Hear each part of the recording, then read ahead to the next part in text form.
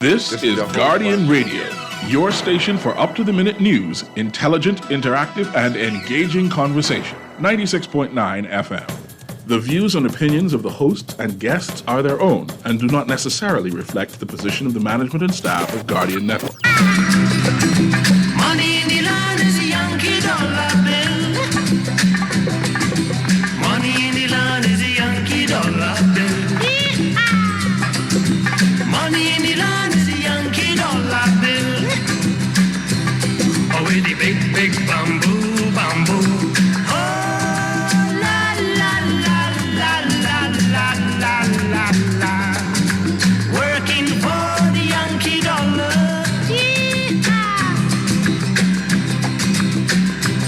Well, I asked my lady, what should I do to make her happy and make love true? She said, the only thing that I want from you is a little, little piece of the big bamboo with a big, big bamboo, bamboo.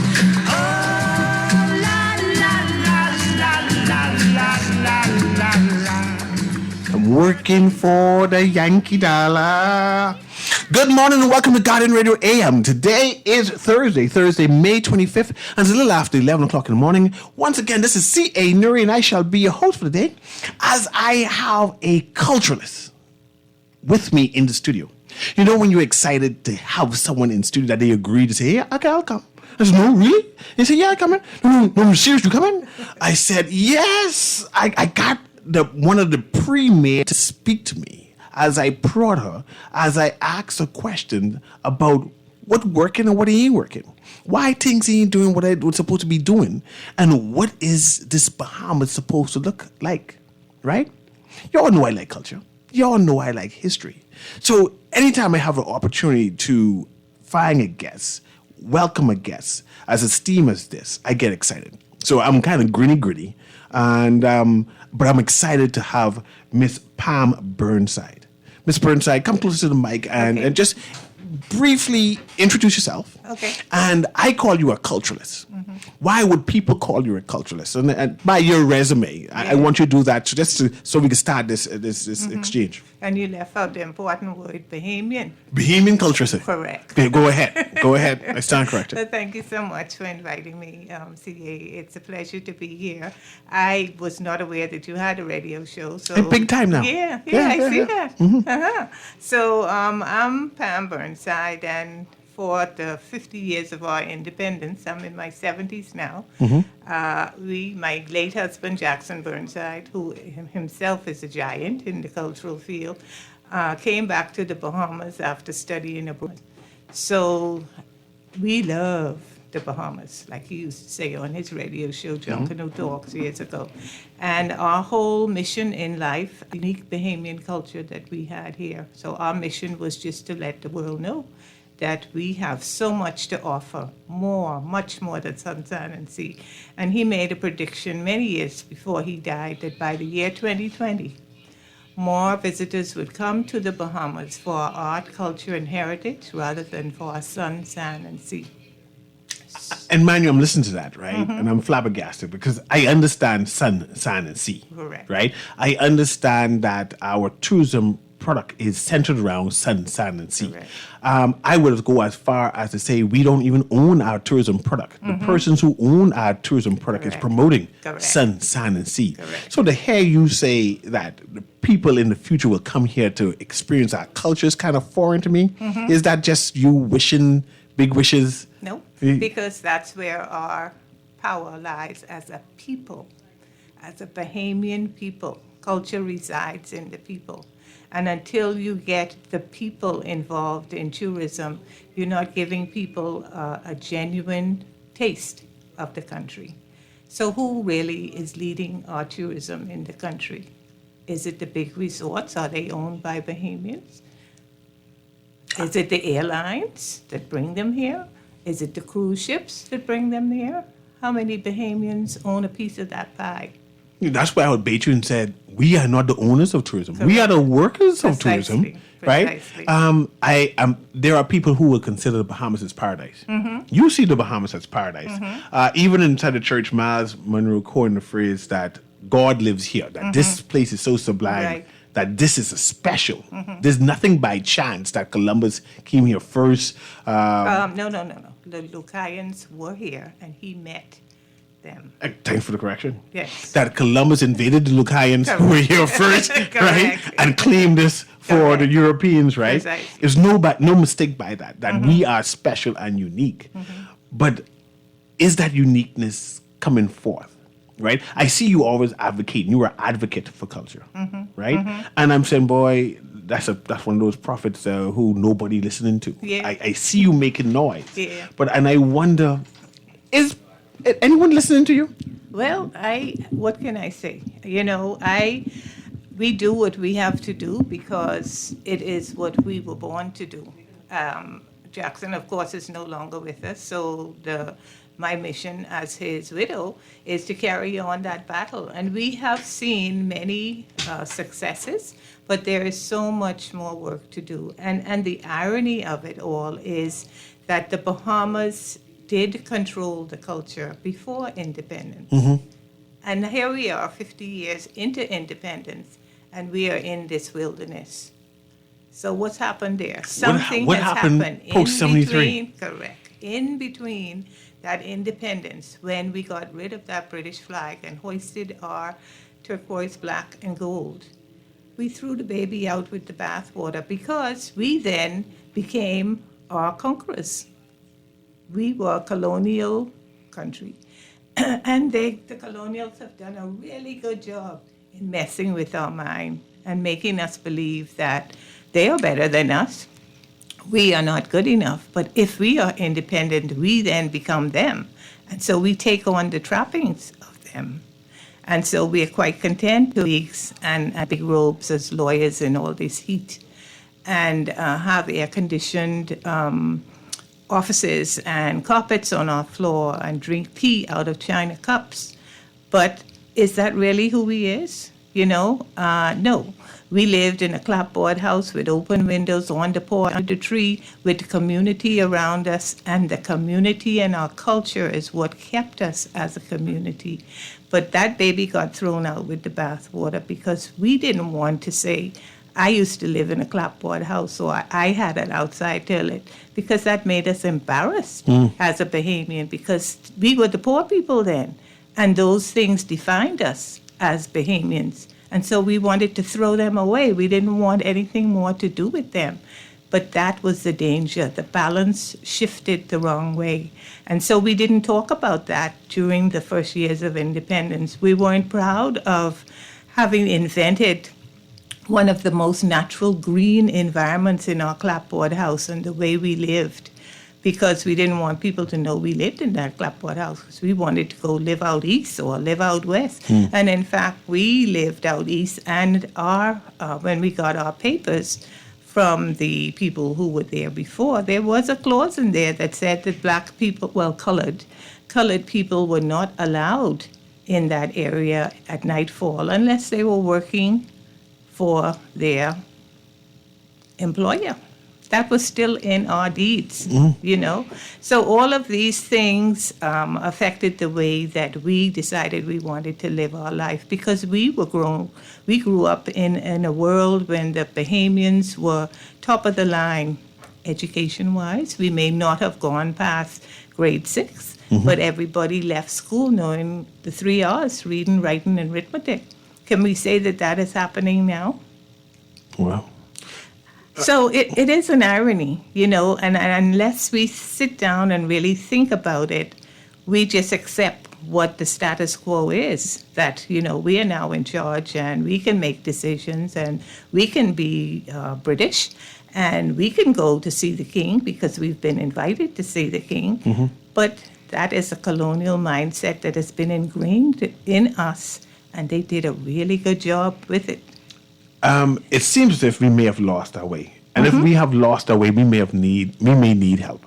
Yes. Recently, the Deputy Prime Minister went to New York and said, hey, he planned to bring Broadway to the Oh, yeah. Bahamas and to assist Correct. our orange economy on how to do skits and plays. In Wow. fact, our Prime Minister went to the UK and said that he plans to bring the British Arts and Arts Art School here to the Bahamas to teach Yes. the Bahamians on how to do dance and skits because we need help. Correct. What would be your comments on that? Well, I think I made them quite clear in the letters I wrote to the press. Yes, I saw your letters, yes. Both of those incidents spurred me because, I don't know, when I get annoyed enough, then I put pen to paper and I have to let people know, wait a minute, hold up.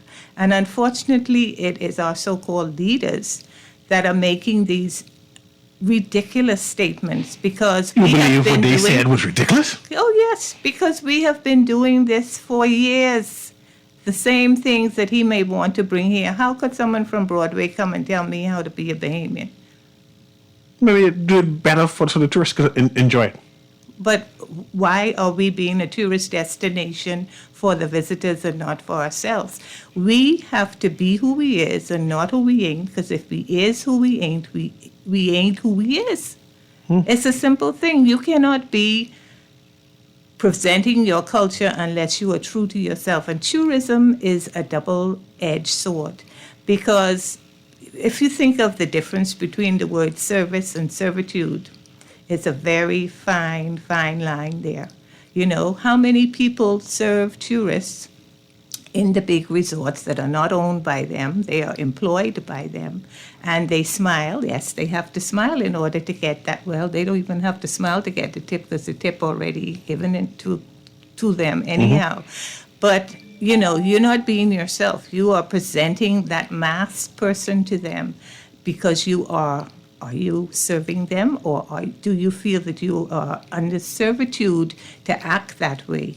You know, there's a big difference. So when you are giving a service, it is a job that you do, and you want to do it very well. And so you are very proud to be presenting that service. And because you are proud of who you are as a person, you are going to do it because it makes you feel better as a person. But if you're thinking of yourself as being in servitude for someone, yeah, I got to grin up at this person because I got to buy groceries for my children tomorrow. And underneath that mask, you are just, you know, boiling and you're angry with yourself.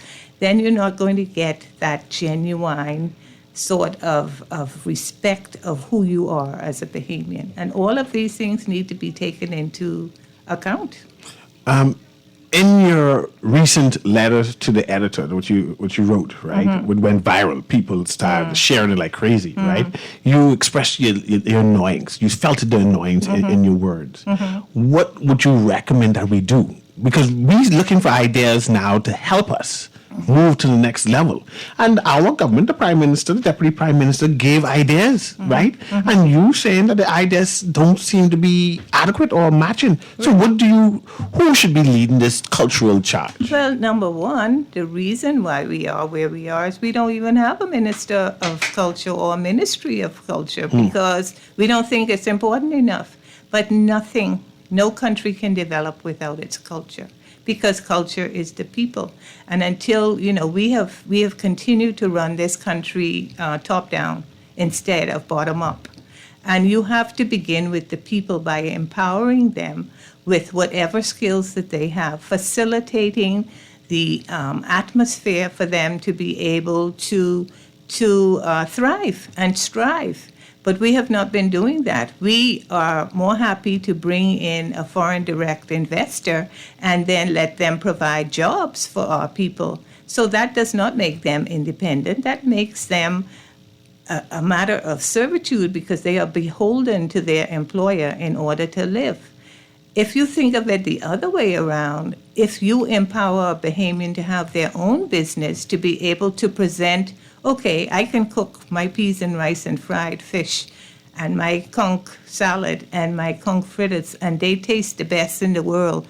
Okay, let's do that. And we invite our visitors to come and celebrate with us the way we are as Bahamians, not trying to change us to make us what the foreign developer thinks that a Bahamian should be. You are an island person, and so, oh yeah, we got to have a little bit of this and a little bit of that, and you need to wear this costume because the movies have probably say, hey man, how many shirts you say with hey man on Hey, it? man. Yeah, Diners? do we say hey man? Diners? No. What Diners. do we say? This me now? Yeah, oh, okay. Oh, okay. My boy then? I's Bahamian. Nice for him. But we're not allowed to be who we are. We want to be fashioned by whoever comes into the country with the money to turn us into what they want us to be. That is wrong. That is wrong. The country will not develop under Miss that. Burnside, we having a tourism explosion now. All kind of people coming from around the world to lay their stakes in the Bahamas. It's an explosion. This next couple of years is going to be big, right? It's big now. Big now, right? But again, who owns our tourism? How important is our culture with that, right? And I was asking you earlier, who should lead the charge to making sure that our culture is premier, right? And I would say that's people driven. But I see that a number of you culturalists always asking the government to lead the charge. Who should lead We're this not charge? asking the government to lead the charge. We are asking them to let the people who know how to lead the charge, and they facilitate us to do it. What do you mean by facilitate? Facilitate means that you make it easier for us. For instance, if we want to have a tour to go downtown and to go over the hill, you have heard of anybody actually inviting the visitors to go over the hill? When we were growing up, everything happened over the hill. The visitors could walk from wherever they were on Bay Street over the hill in the middle of the night, any hour of the morning, walk back and forth safely because all of the clubs were over the hill or on Bay Street. They wanted to see who we were as Bahamians, and we presented that to them. We ourselves owned those businesses, and we made the decisions of who we were as a people. So we invited the visitors to come and celebrate with us. A totally different paradigm shift because we don't even have clubs anymore. Everything is imported because the people who own tourism are foreign. The money's going out of the country, and we are only being employees, not employers. So facilitate means making the people the employers, and we as a community will work together and collaborate to make sure that the visitors get a true taste of what the Bahamas is all about. Ms. Burnside, I have a caller here who wants to engage. Patch the caller through their producer. Let me see what the caller is saying. Go ahead, caller. Can you hear me? Mr. Newry, Yes, Nuri. what I calling about is I would like to find out what's about this reparation. Well, the good thing is Howard Grant is going to be talking about that kind of on next show. So you can call back and see what Howard says about it. He has Christopher Davis, and he go in detail with that. That's good? Okay. Yeah, man, blessing. I want to challenge you with this. And I asked Miss Eileen Nash the same question recently, too. I grew up, we call it the brink of the hill, because I wasn't actually over the hill. So I on top of the hill of East Street, right? I didn't pass Roscommon. So that's over the hill. After Roscommon's over the hill. But Mason Addition, McCullough Corner, and what is Jail Alley area seems to have a village stance, right? Like local government can help those people in that community. Like if you go by Saxon Way, you say, man, this is a village. This tourists would love to see this. Precisely. But that's not happening. No. Has it ever happened? Has anyone ever said, let me make this a community village where commerce happens, where cultural things happen? The Junkanoo groups have tried on several occasions to do those same things. And of course, that's what One Family is all about, all about community and making sure that you are making developments happen amongst the people as a Junkanoo group. But again, we come back to the point of if the government is in charge, how are you facilitating that? They're not even thinking of that because they don't have people around the table who are able to give those suggestions. They are waiting for suggestions from abroad because they have no clue about how culture runs in this country. They need to do some historical research. Maybe you should write a little, I think all of the people who are in the House of Assembly or in politics should have courses when they enter politics, and they should be, just like Bahama hosts, they should be, they need to learn what the Bahamas is all about because they have no clue. So if you don't know that there were clubs all over the hill, that there were theaters, I'm talking about the show. We used to call it the show, and we talk about over the hill right there. My mother worked for the Bethels, and she and her three sisters worked in the show. One worked in the Capitol, one worked in the cinema, and one worked in the Mayor's Theater. Right in the heart of the community. And around those areas where the show was were also the nightclubs where we had full bands of musicians, all Bahamian musicians who could play any instrument, world-class musicians who could play any instrument. And while they were in those communities, they were also teaching the children of those communities those skills. And so culture was forever present in the community, and it was the lifeline of the people who were subjected under colonial rule and looked at as being the poor and the undertrodden people. But the culture kept them alive, and that's why we had community in those days, because we had to depend on each other. We had nowhere else to go, and so the people were the power. Although they didn't have the power of the government, they had the power of the people. And we have lost that power of the people. Let's talk about east of East Street. And we East of East Street, rough. Yeah. Right? I don't know if we're able to fix east of East Street. It's rough, right? And there are a number of persons who wanted look like the Florida Keys, right? And say that that's the new vision of Bay Street. Florida Keys, an extension of Florida. No, right? we don't need anyone else to define us. We built Florida. We built Miami, in case people don't realize that. Bahamians went over there and built most of those buildings that they now have in Miami. But who knows that? Because we don't tell the children that.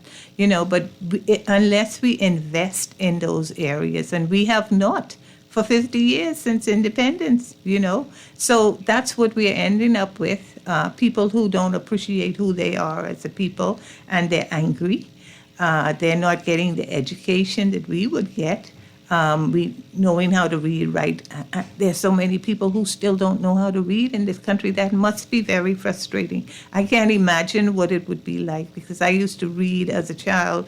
Every Saturday, we would go to the library to change our 6 books because we needed to finish them to take them back to get the next 6 out of the library, So if you cannot read, that is the basic, I think, the basic so let me element. interject here.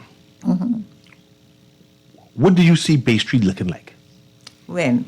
East of East Street in general, like your interpretation You of mean now? in future, like Okay, the idealness of Bay Street, idealism. That's what you call it now. Okay. I could even send you an essay that Jackson wrote, because he did so many studies on Bay Street. I mean, even before he graduated from architecture school, he Pat Ramming and Donald Archer did a whole program talking about revitalizing Bay Street for the new tourism age, of independence.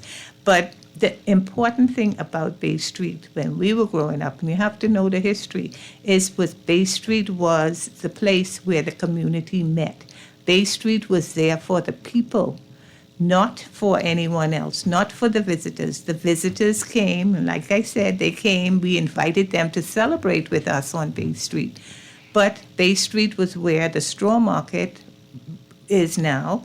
That was where all the food was sold. That's where we had all the fishermen there, and you bought your crabs, your fish, your vegetables from the island, because, everything came right into the port there, and everything was there for us to buy. And we went to the market with our straw bag, our straw basket, and we put all our stuff in there. That was the place where you went to get, if you needed any medication, that's where you went to get your medication at the pharmacy. That's where you went to get your fabric, because everything was imported from England then on Bay Street in those stores. And they were the finest of the finds, because of course the colonial people needed the finest of the finds, so they had to be available for them. And so that's where we went to shop.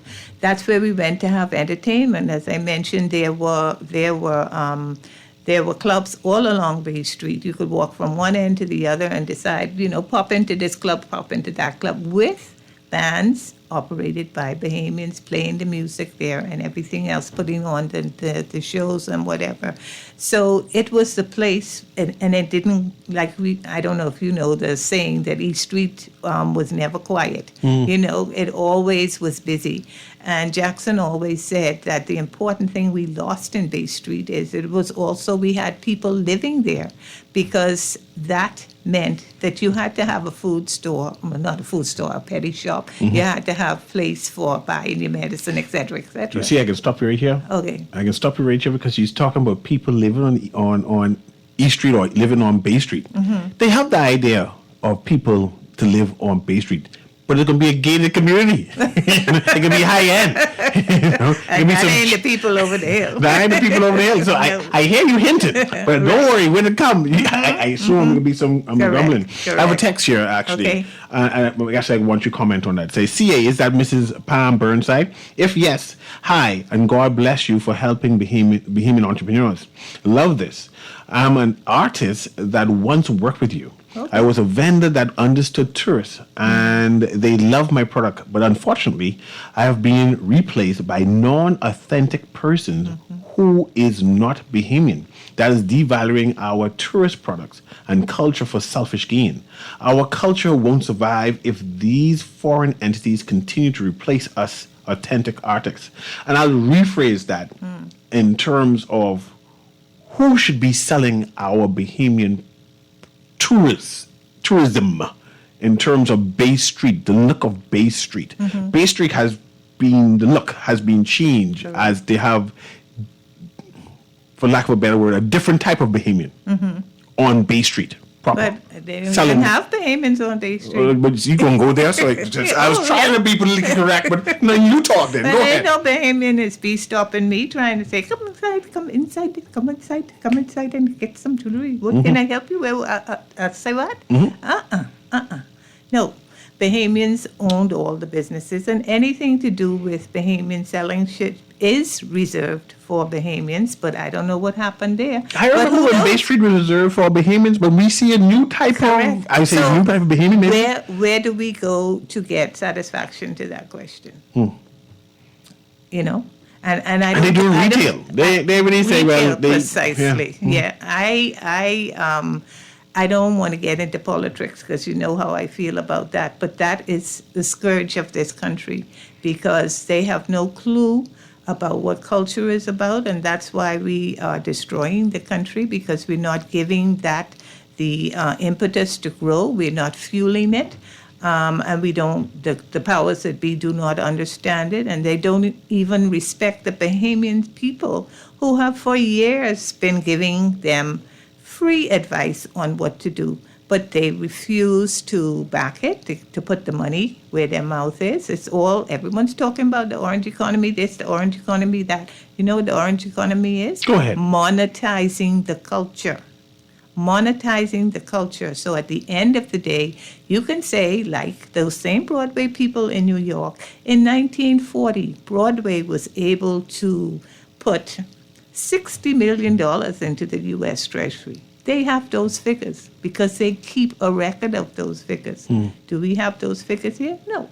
There is no data at all on the creative industries by itself in this country, which is something that Creative Nassau, which is something that Jackson and I started years ago, because we made for the city of Nassau, is now a UNESCO Creative City of Crafts and Folk Art, in a prestigious organization with hundreds of cities all around the world. We were one of the first in this region to get that designation. How many people listening to me know that? Yeah.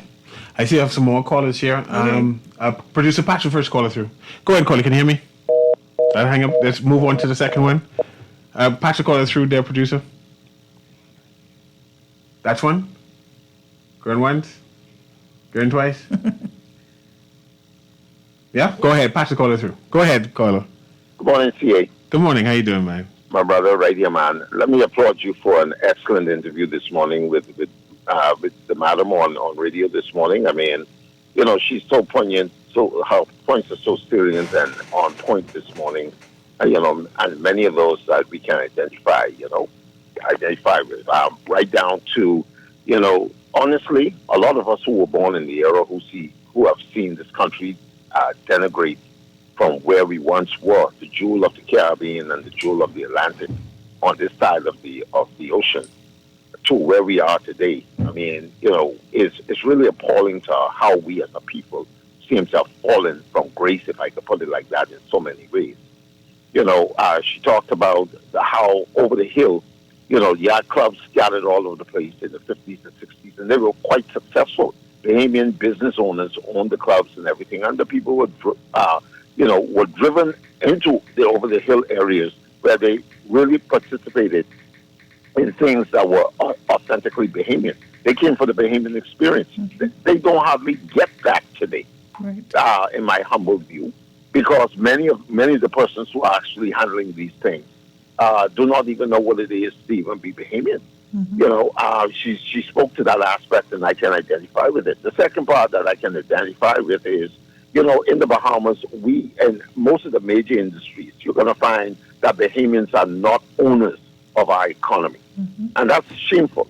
For a country where you have learned and qualified Bahamians, it seems as if the push and the drive is for us not to succeed in these areas, to take our country over and make it totally Bahamian. That's why I often look at the phrase that was coined, or the word that was coined, Bahamianization. Mm-hmm. What was the plan behind that? To give the Bahamian people, the ones who have been university and college educated, and also those who weren't, but have the talent, expertise, and skills through hands-on experience to move our country forward, but yet being denied the right to participate and take ownership of these areas. This is a deliberate plan. And I'm purposely putting it like that. It seems to be a deliberate plan to minimize our impact as Bahamians, to move our country forward by the power of the Bahamian people. Mm-hmm. And that's until we get leadership that truly believes in Bahamians, and not just the rhetoric and the talk, because I'm tired of the rhetoric and talk. Mm-hmm. We hear it all the time, CA, and it angers people who are serious about country. We want to see our country succeed, because when the country succeeds, the Bahamian people succeed. When are we going to find leaders who's going to aspire to that level of service to the Bahamas and the Bahamian people? Thanks for taking my call this morning. Thank you very much, Jeff. Jeff is definitely passionate today. Yes. And we soon go on a commercial break, and I'm not sure if that's a caller there, but on top of the West Hill Street, the Lancy Street area, there seems to be success there in terms. I know you mentioned UNESCO, right, and the country's recognition for that. But how come there is success on that area, but it hasn't transitioned to like east of East Street, right, or even the brink of the hill over the hill? What's the difference? Right. The success of that is because it's being run by private Bahamians who are making the investment in being who they is.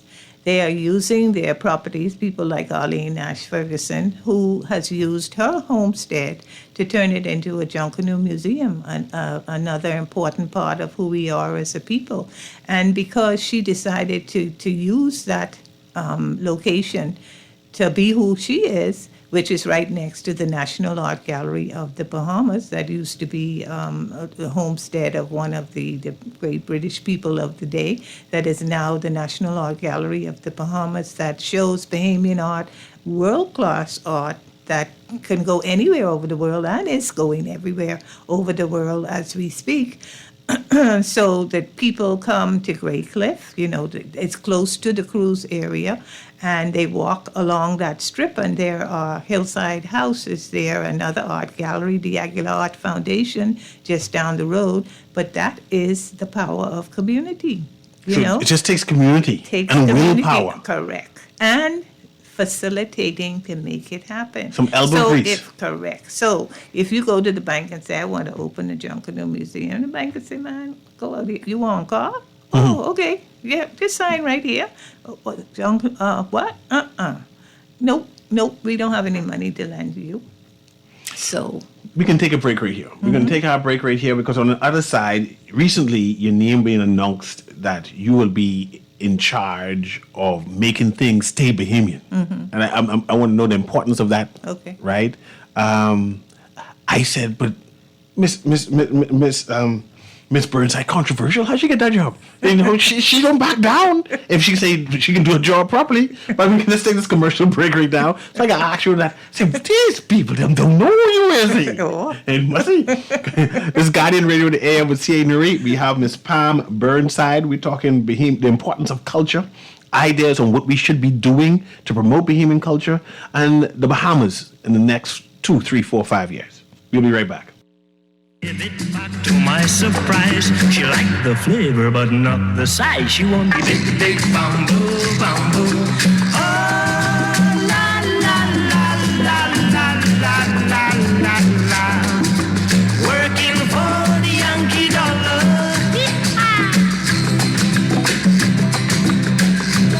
Well, I give my lady a coconut. She said I like it. It's okay, but the only thing that worries me. To all our Guardian radio shows and live video stream select programs in our studio. Get information about Guardian radio shows and our hosts. Send messages including text, email, and even call. All from our amazing new Guardian Radio app. Download it free today in your App Store for your Apple device or Play Store for your Android device. The all new and improved Guardian Radio app. Love the show? Want to give your support? Become a sponsor today. Call 302-2300 for our rates and packages. That's 302-2300. Become a sponsor on Guardian Radio 96.9 FM. Fresh news, smart talk, all day. Always on the go? Missed the show? You can now listen to Guardian Radio talk shows anytime, anywhere on Spotify and YouTube by searching Guardian Radio 96.9 FM or by entering the name of your favorite show. You can also listen by logging on to GuardianTalkRadio.com and clicking on the podcast tab. Guardian Radio, continuing to provide you with fresh news and smart talk anywhere, anytime, all day. This is Guardian Radio 96.9 FM. Fresh news, smart talk, all day.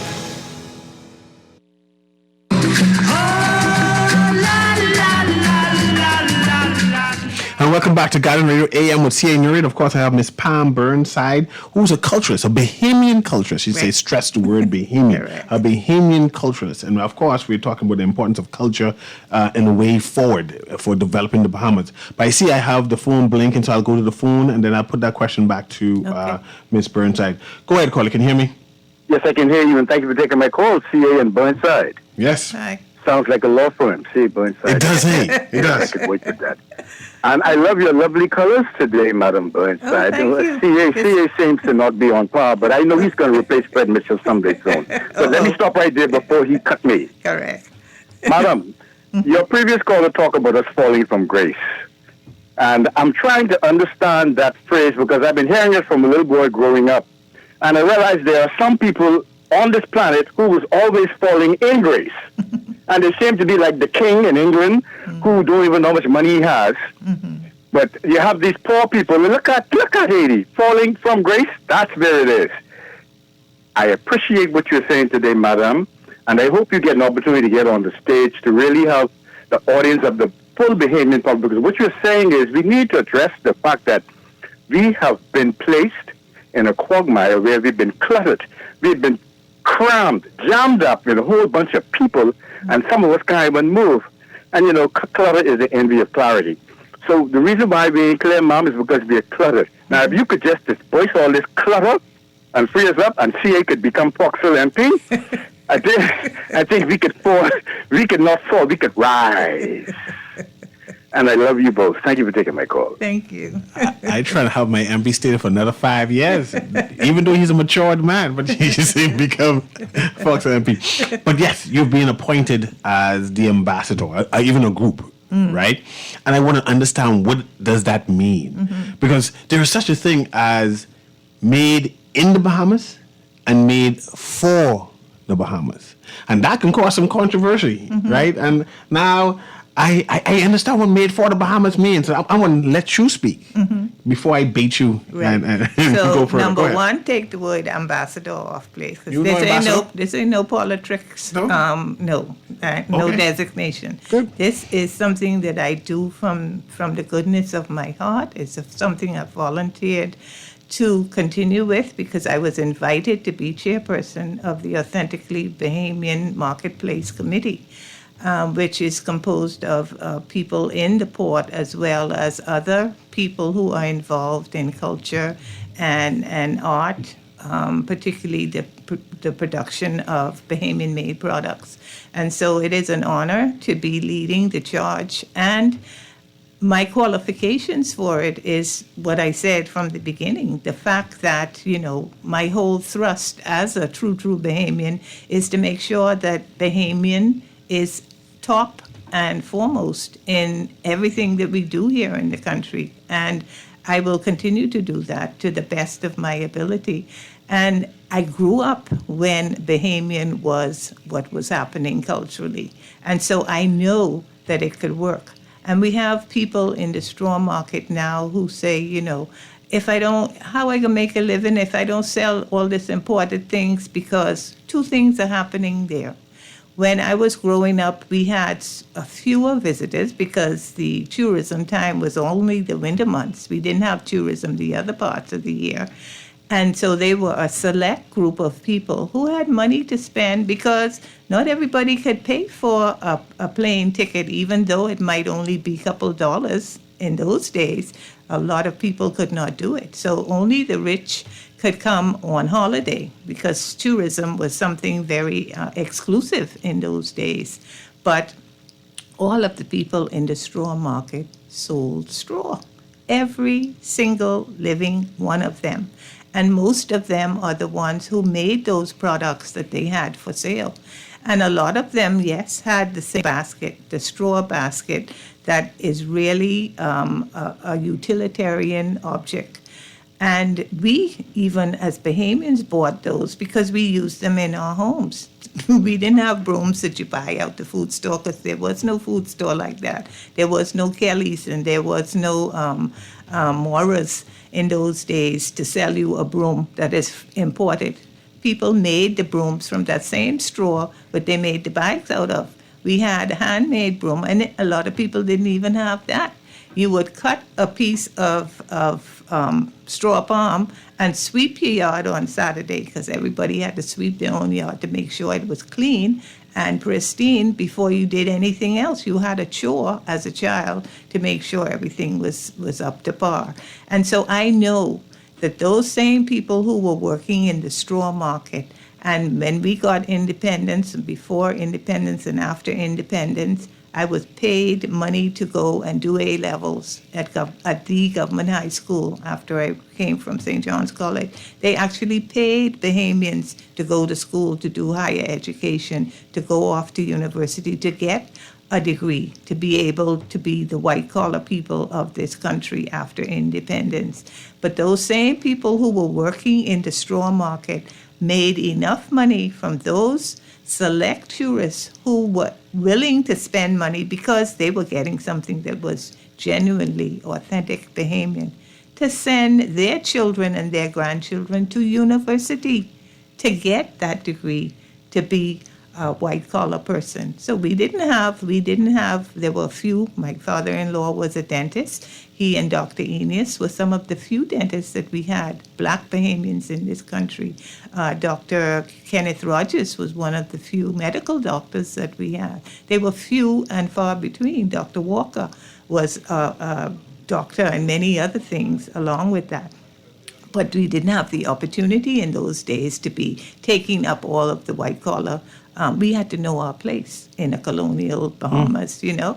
So I know that straw market was able to make money to send those people off to get university degrees. So you can't tell me that you have to sell a foreign imported cheap article in order to make a living.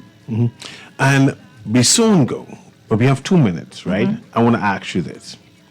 There is a movement saying that our culture, our tourism product needs to be crisp and pristine.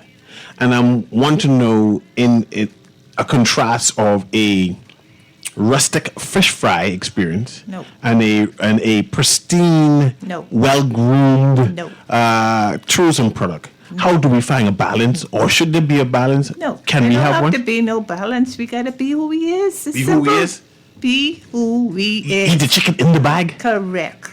And lick your fingers after. Eat the conch salad in the bag, in the plastic bag. What Kentucky is say in their commercials? Finger licking good. Oh, so. I don't know. I rest my case. I enjoy that.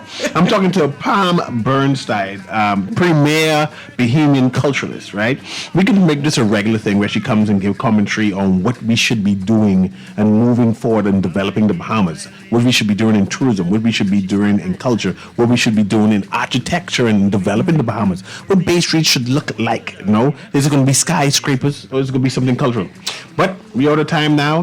This has been Guardian Radio in the AM with CA Newry. And thank you, Miss Burnside, for coming on. Thank you so much for having me, and have a good day. Yes. Guardian Radio. Now I give my lady a banana plant. She said, I like it, it's elegant. You must not let it go to waste. It's much too soft to suit my taste. I want the big bamboo.